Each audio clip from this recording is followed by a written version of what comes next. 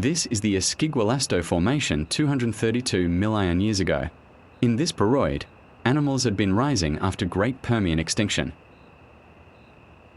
Most animals died out during the extinction event, but not all.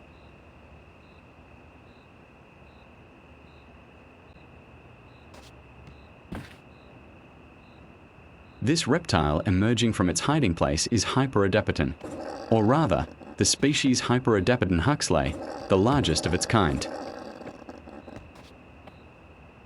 This male begins feeding at dawn and ceases activity at dusk. Generally, everyone in his colony does this.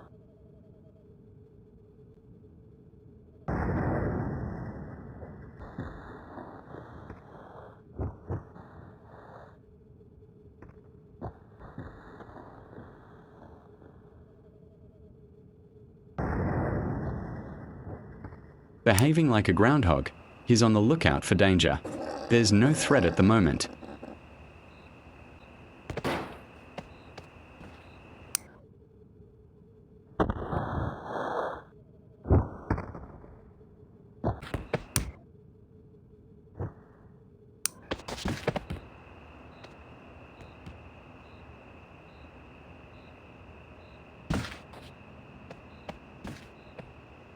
He's about to eat the plant when suddenly,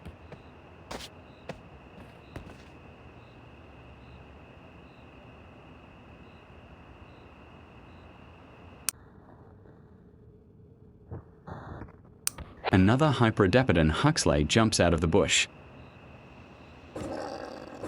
These animals are social and sometimes have a lot of fun.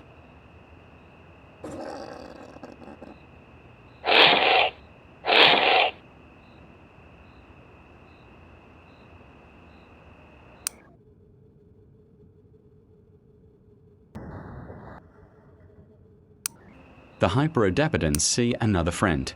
They go to meet.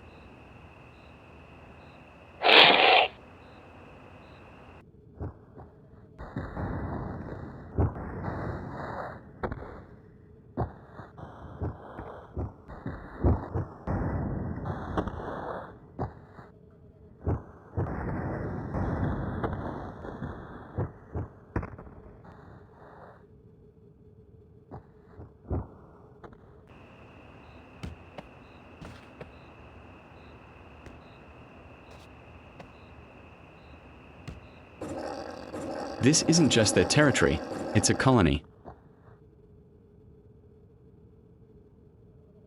Each of these rat-like reptiles has a job, like eating plants.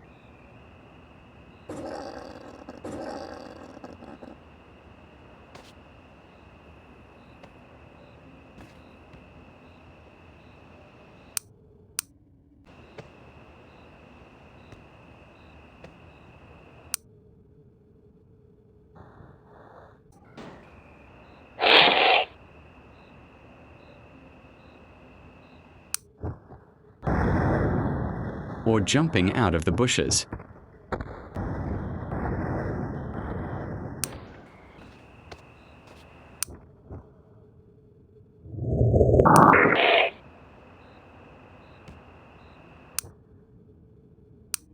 But that's not their territory. Their neighborhood is inhabited by yet another creature. It's currently creeping up on the colony. No, it's not a leopard. It's not a cabaroo either.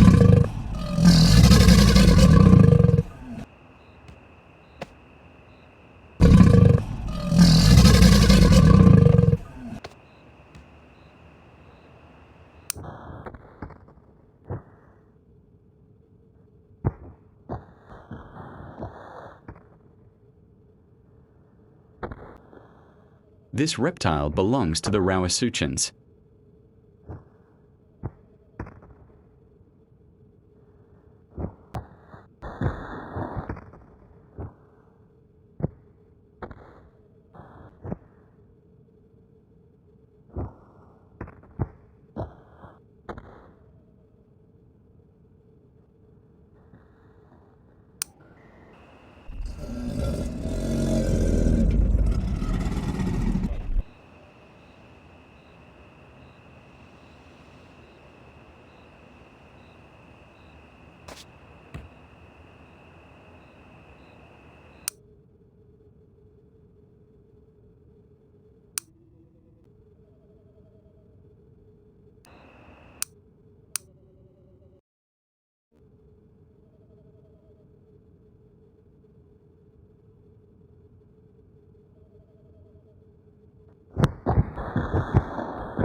It is a Saurosuchus. This female must carry food to her nest for her young. She spotted a Hyperodepeton.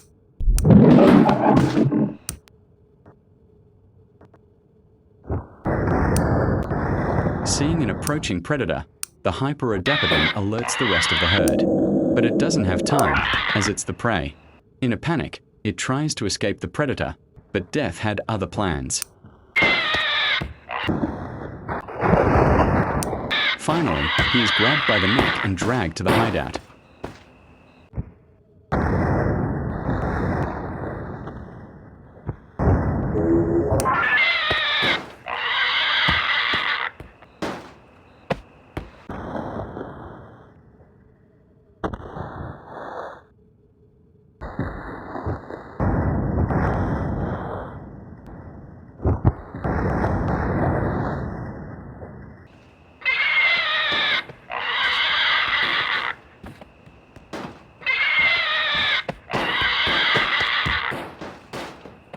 The rest of the herd has just realized this and is starting to run away.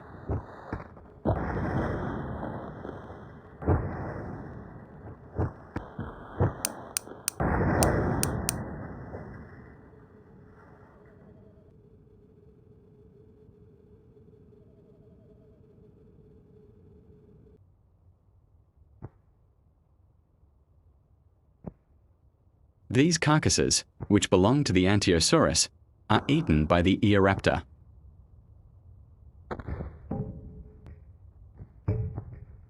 The female eats them to make up for the protein deficiency.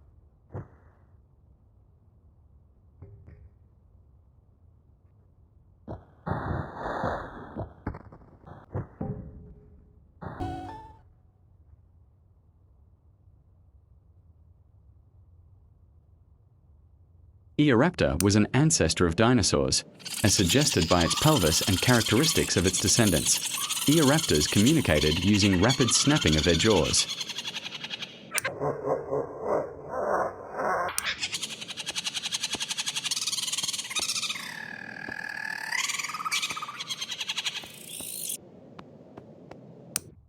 She's not alone here.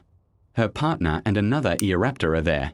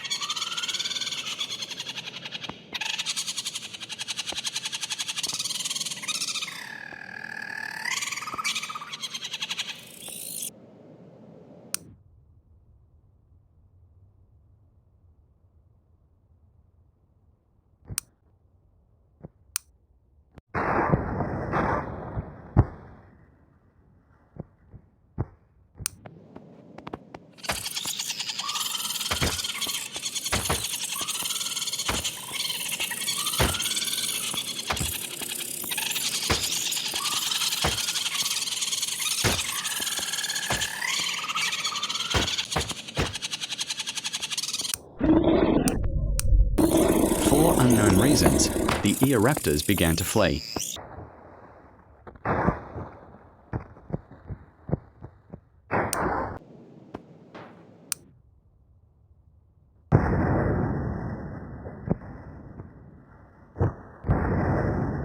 It turned out that their larger relative, the Heterosaurus, was responsible.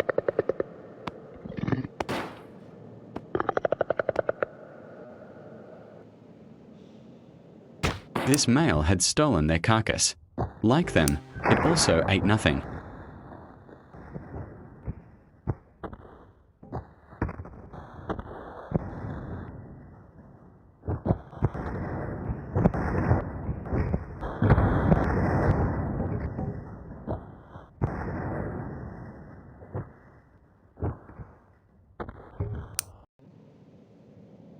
The nest you see now belongs to a certain dicynodont reptile.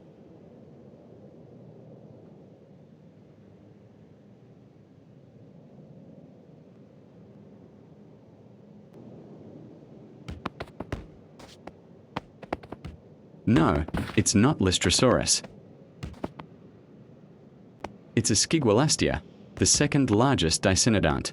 This mother goes to the nest to see the birth of her offspring.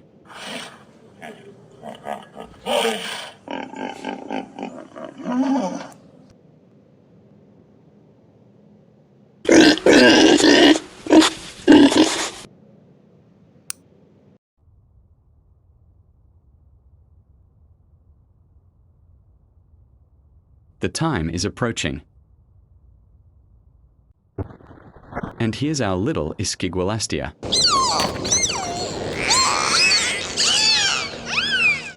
Esquigualastia newborns aren't as big as adults. They're only a few centimeters long.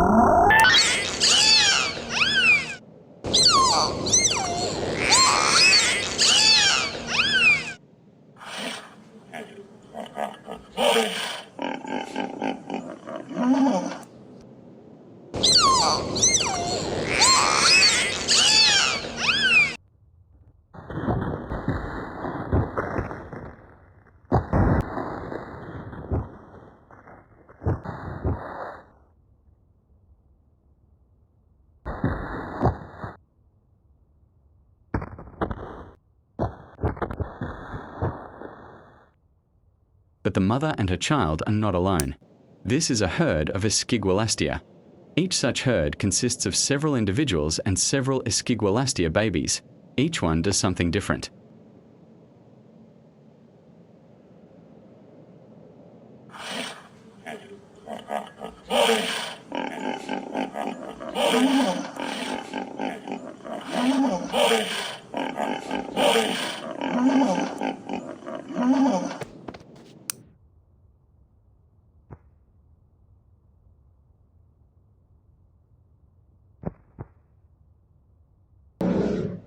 For example, these two males are trying to capture a harem of females by fighting each other. This is similar to what modern elephant seals do.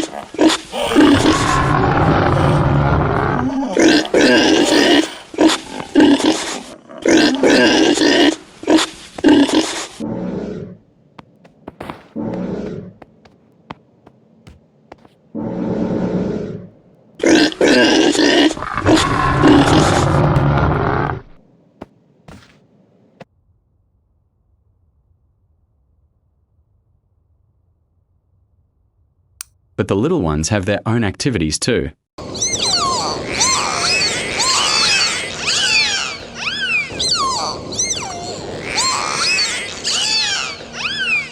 These siblings are playing near the forest. They're gently pushing each other and pretending to fight.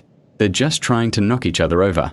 It's a childish version of males fighting for a harem of females.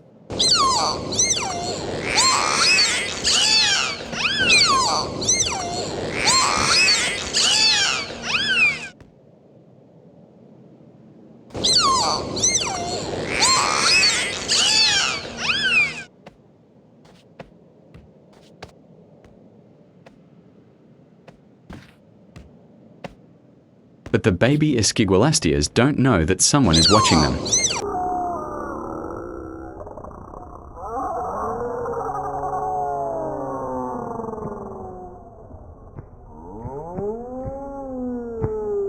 Hidden in these dense undergrowths is a Heterosaurus, the same one that stole the Edosaur carcass from the Eoraptors. Apparently, it also lacked enough fat and protein.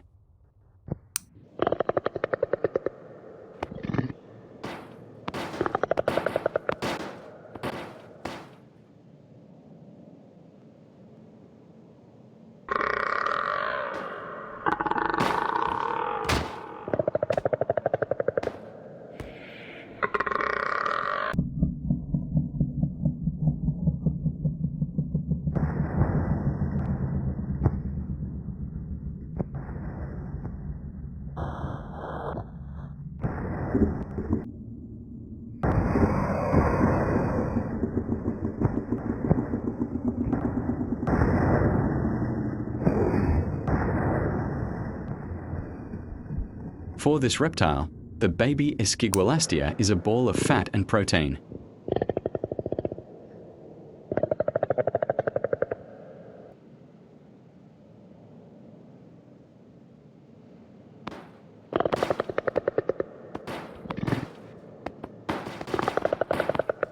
Like predatory cats, the Heterosaurus sneaks up on its prey, trying to remain unnoticed without making a single sound, except for his very quiet purr.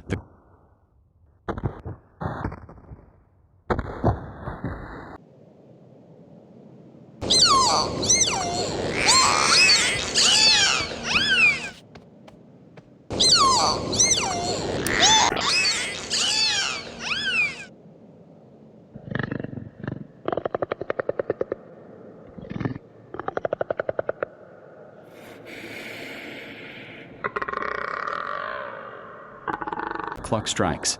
The Heterosaurus runs toward the young therapsids.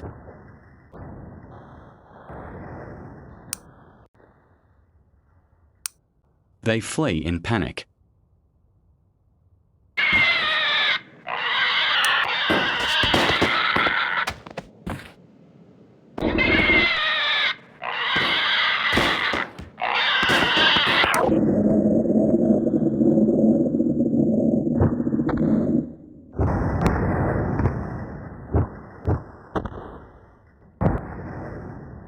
One of them can't keep up with his siblings and falls into the reptile's jaws. Holding the pelvis, the Heterosaurus snatches the Esquigualastia and quickly rushes into the forest.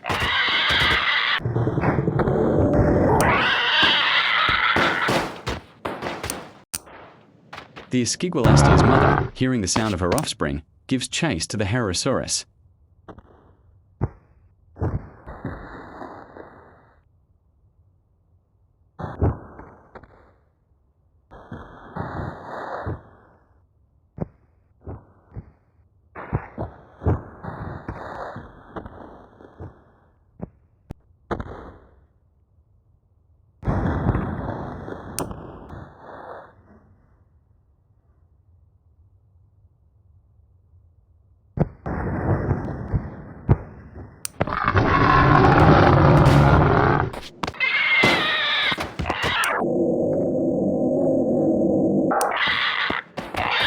Heterosaurus is mauled by its mother and drops the young Esquigualastia from its jaws.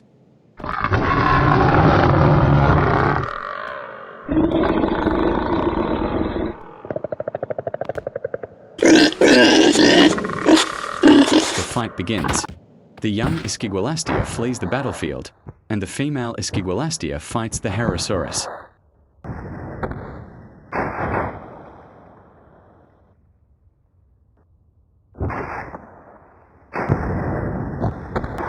Suddenly, the female pushes the Heterosaurus into the ground. The Heterosaurus, defeated in the fight, begins to run.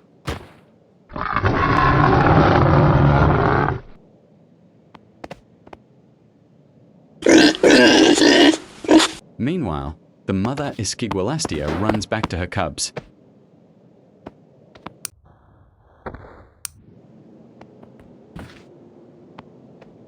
The cubs thank her for saving them.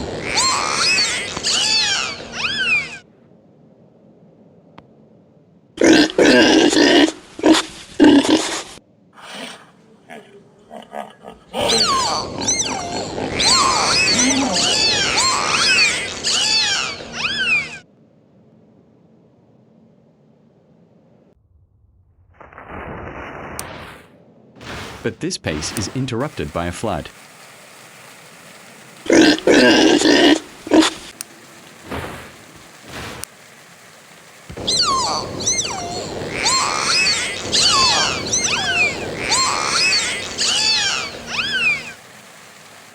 The time when floods flooded almost the entire world during the Carnic period is called the Great Carnic Flood. During this event, floods covered much of the land and led to climate change, and this in turn contributed to the extinction of some species. It's not just the mother and her babies who have a problem. This exorododon likely won't survive.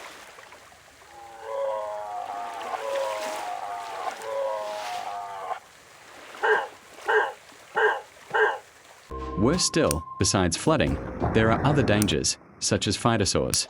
This Smilosuchus, or more precisely, Smilosuchus gregorii, goes hunting during a flood.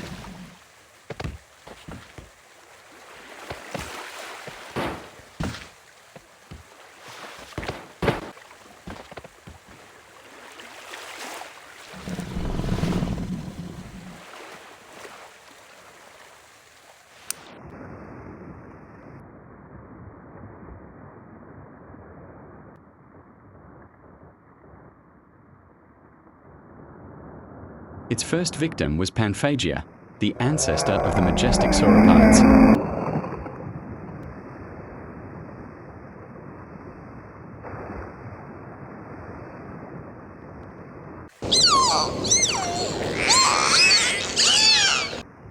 On the other side of the water, a pair of Smiloseuchus, a male and female, set out to hunt.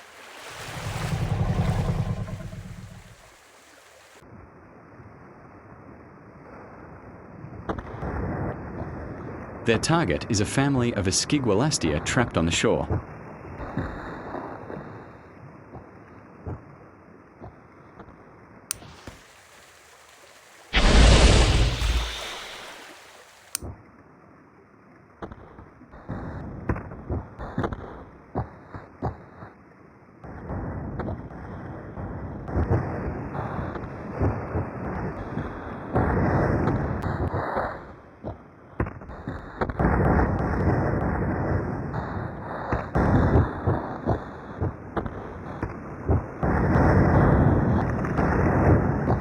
On the other side of the water, a pair of Smiloseuchus, a male and female, set out to hunt. Their target is a family of Esquigualastia trapped on the shore.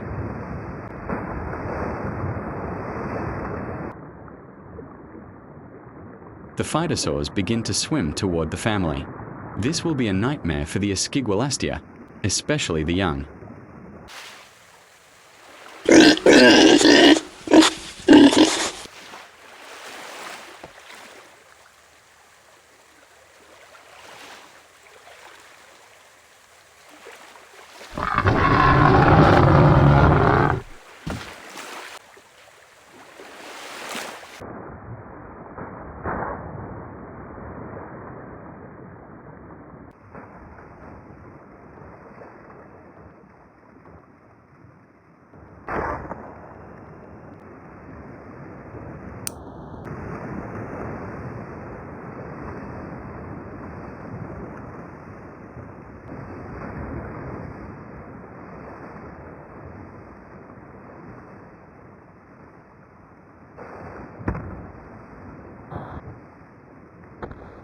One of the Smiloseuchus, a male, attracts the mother's attention. Suddenly, the young Esquigualastia accidentally falls to the water, but a female Smiloseuchus grabs a young Esquigualastia and drags it into the water. This is a loss for the mother.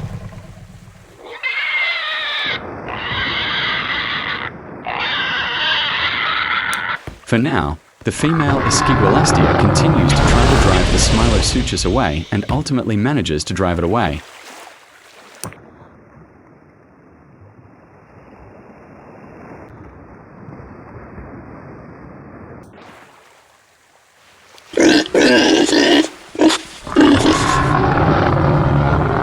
The mother and her cubs are now safe.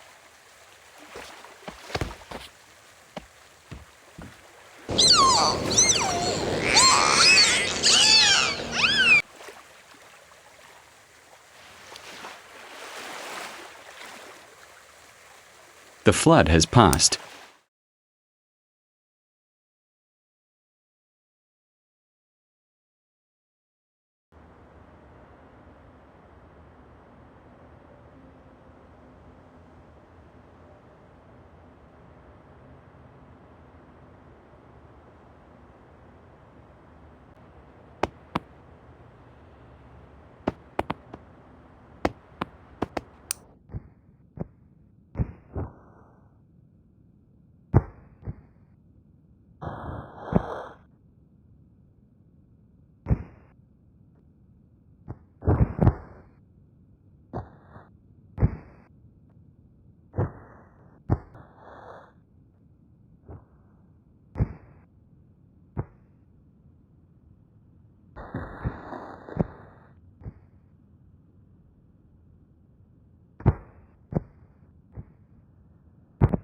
This bipedal monster is a Siloseuchus, a relative of the predatory Poposaurus.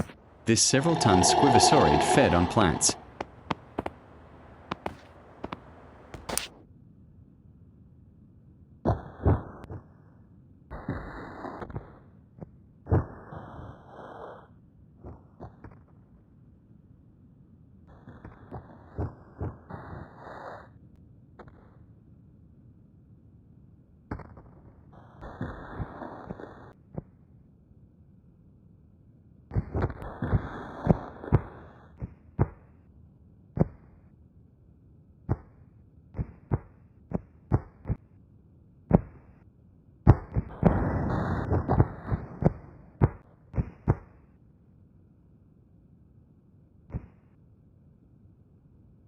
Eoraptors run alongside its legs.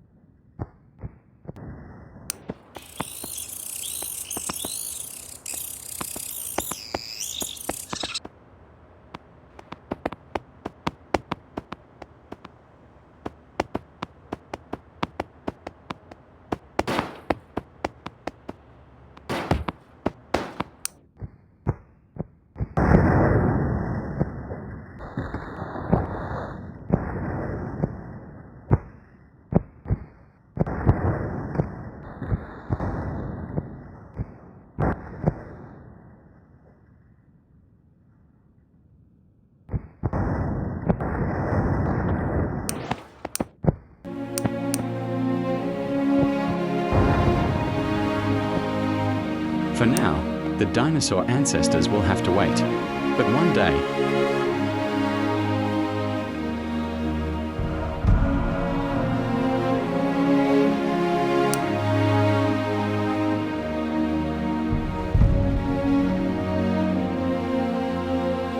when their day comes, they will change the world forever.